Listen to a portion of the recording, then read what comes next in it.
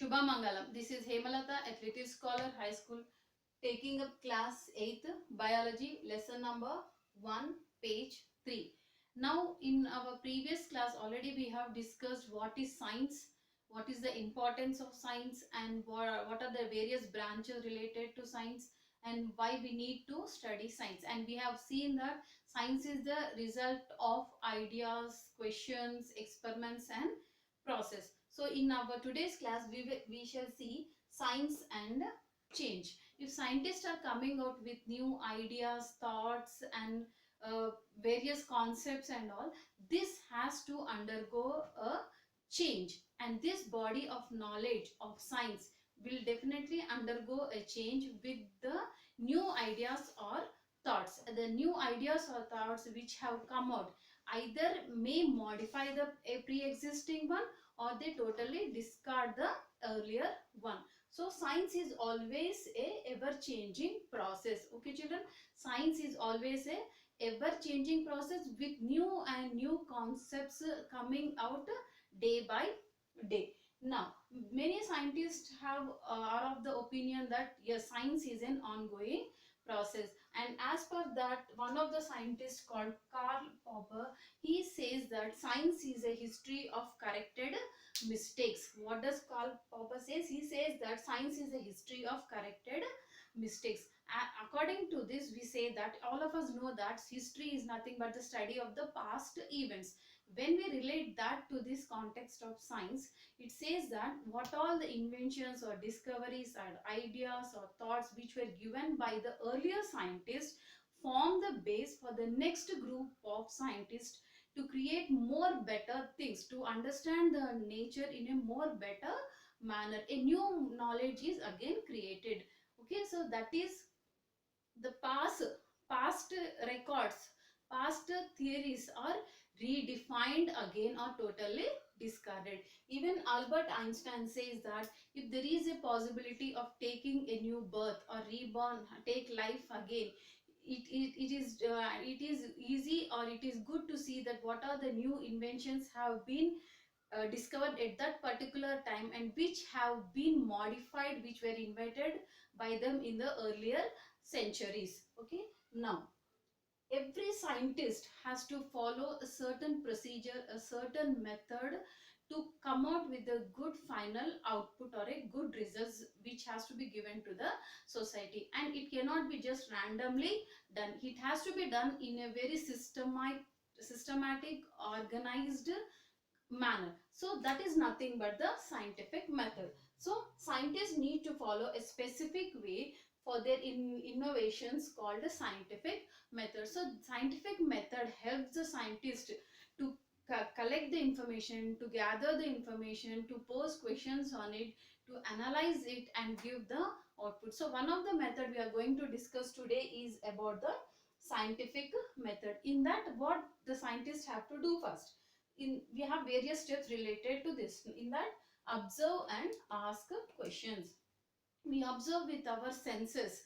We when we observe with our senses, some or the other thirst is there to find out what is actually happening, what is the principle behind the thing which is happening in the nature, and we try to come out with some question, and this question we have to record and just note down the answer, whether is it possible to give an answer for the question what we got, or else we need to find out more and more questions and try to gather more information for the related topic which we are interested in.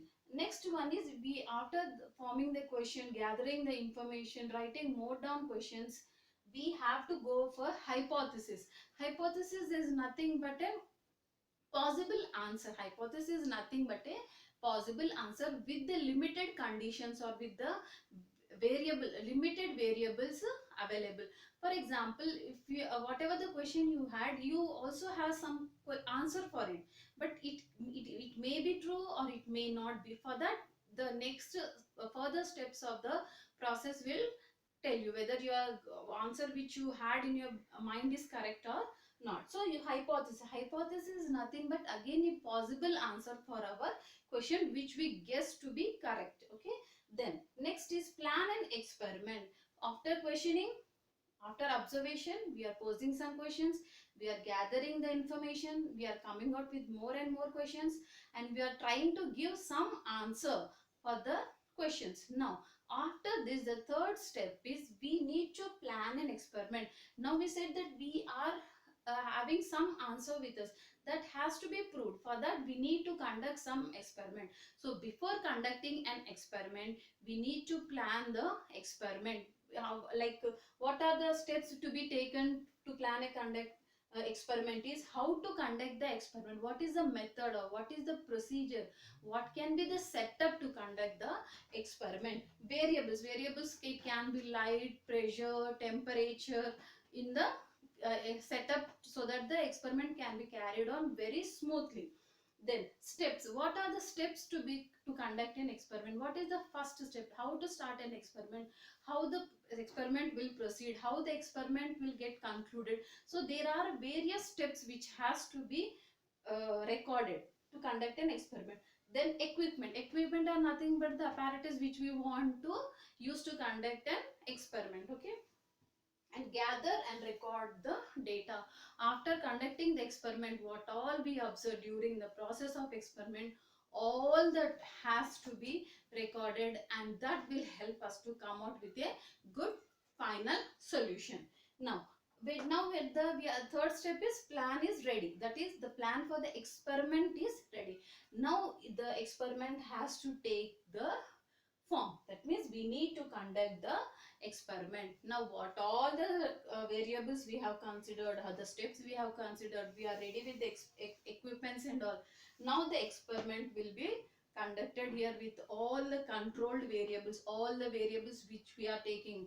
As I said earlier, maybe light, temperature or reactants, or if we are working on any plant, the seeds, the saplings, all this has to be considered and controlled, and all the experiments which all and the experiment which is going on has to be measured, or it has to be observed to the minute level also, that and all this observation has to be recorded because each and every process which is happening during the experiment may give rise to some other new idea or some other new concept. The last one is draw conclusions and communicate results. Now experiment is ready. Now, during the experiment we have noted down the observations. Now that observations what we have recorded, that has to be communicated. That means the result has to be drafted in a very good systematic manner, and all the results can be given in the form of charts, graphs and the tables. Okay, all the conclusions of the experiment can be given in this form also for the better understanding. These are the diagrammatic representation which give much more better understanding of the concept. Okay, this shows that whether your hypothesis is correct or not. What does this mean? This shows that whether your hypothesis is correct or not. That means in the second step you were ready with some answer. Now after conducting the experiment, after noting down all the conclusions, you will come to know whether that your idea or your thought of answer is correct or not at this particular stage. Understood, children? Now after all this stage, the one more thing what we have to talk about is investigate further. Now experiment is there, data is there, conclusions have come, everything is ready, but it will not stop there. The process has to move little further, that is investigate further. How? If hypothesis is correct, that means the answer what you had here, if it is correct, done, you are done with it. And you may, if you are more interested, you can pose one few more questions to yourself and come out with the experiment again. If in case the hypothesis or the answer or the assumption what you had is not proved correctly in this experiment process, then you have to think of the various other variables, various other possibilities, how to conduct a much better experiment and come out with the conclusion. Done, children? Now you see all these steps what we have considered in the scientific method, we will correlate this with a simple example.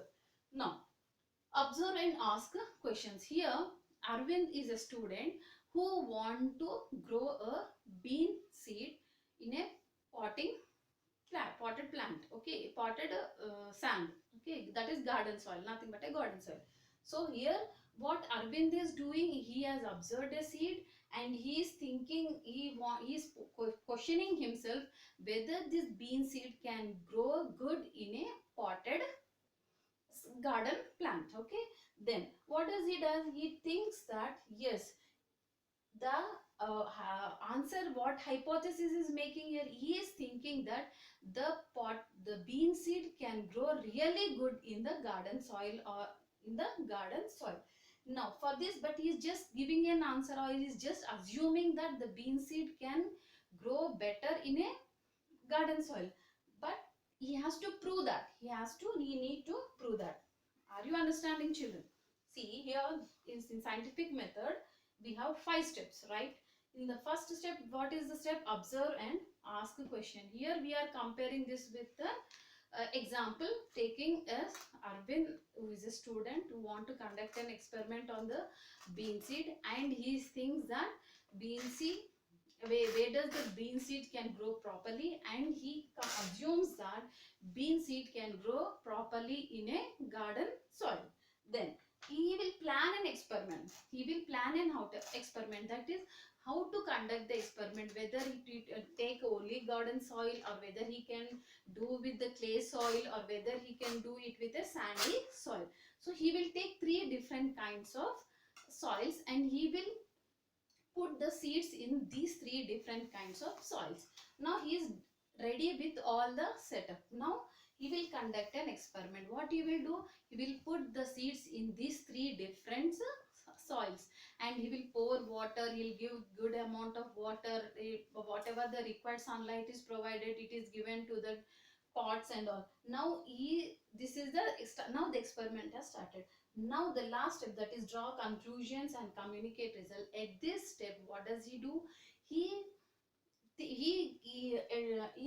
has already recorded the recordings here, that the in all these 3 things, the sapling is coming out good in all the 3, but it is much better in the clayey soil. It is good both in potted and in the sandy soil, but it is also doing well, the seed is also growing properly, but little slow rate in the clay soil. That is what he has observed in the experiment. Now what he will do? He will come to a conclusion. He will come to a conclusion that the bean seed can grow properly in all the 3 soils, but it can do much better in the combination of the 3 soils. That is, if his hypothesis is correct, that it will grow in the garden soil, but he is also coming out with, that means his hypothesis is proved correct. If it is not proved correct, then he has to use some other combinations, and if it is not correct, then what he has to do? He has to correct himself that it is not growing properly only in the garden soil, but it can also grow in next other 2 soils also. For this class, this much is done, children. So we have seen what is science and change, and science is ever changing. What are the opinions of the different scientists, and the scientist has to follow a specific definite process to conduct the experiment. It cannot be done anything randomly, okay. And we have seen today about the scientific method. In scientific method, we have seen observe, ask questions, hypothesis, plan an experiment, conduct an experiment, and draw a conclusion. And there are certain measurements or certain safety rules have to be taken while conducting an experiment. We'll move further when we go to other topics. We'll study that in detail, children, okay. So hypothesis is the keyword what we have learned today. Hypothesis is nothing but a possible answer, the answer which need to test whether the given answer what we got is correct or not. That means it need to be proved, okay. So for this we'll stop here, we'll move on to the next topic. Until then, thank you.